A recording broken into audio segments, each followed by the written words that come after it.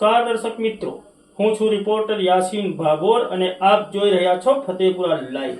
આજના મહત્વના સમાચારની વાત કરીએ તો છોકરો જણવાનું દબાણ કરીને પતિએ છૂટાછેડા માટે શારીરિક અને માનસિક ત્રાસ આપતા પરિણીતાએ પિયરમાં આત્મહત્યા કરી લેતા ફતેપુરા તાલુકામાં ચકચાર મચી।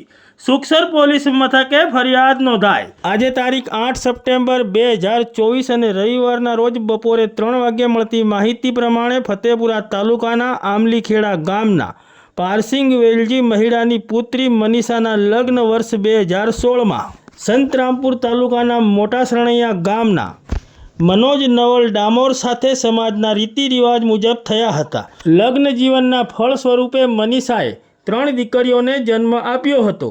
ત્રીજી દીકરીના જન્મ પછી તેના પતિ મનોજે તું છોકરીઓ જ જણે છે, છોકરો જણતી નથી તેમ કહીને તેને અતિશય શારીરિક અને માનસિક ત્રાસ આપવાનું શરૂ કર્યું હતું।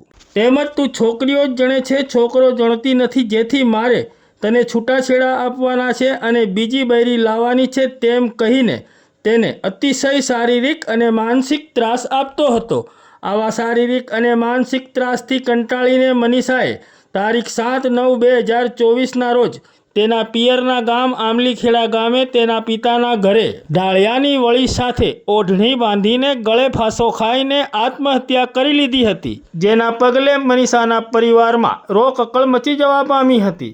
35 વર્ષીય પરિણીતાએ આત્મહત્યા કરી લેતા ફતેપુરા તાલુકામાં પણ ચકચાર મચી જવા પામી હતી। આ બાબતે મરણ જનાર મનીષાની માતા શાંતા મહિડા ઉર્ફે ચંપા મહિડાએ તારીખ 8 સપ્ટેમ્બર 2024 અને રવિવારના રોજ બપોરે 3:05 સુખસર પોલીસ મથકે ફરિયાદ નોંધાવતા સુખસર પોલીસે ફરિયાદ નોંધી લઈને મહીસાગર જિલ્લાના સંતરામપુર તાલુકાના મોટા સરણૈયા ગામના મનોજ નવલ ડામોર સામે ગુનો નોંધીને આગળની કાયદેસરની કાર્યવાહી હાથ ધરી છે।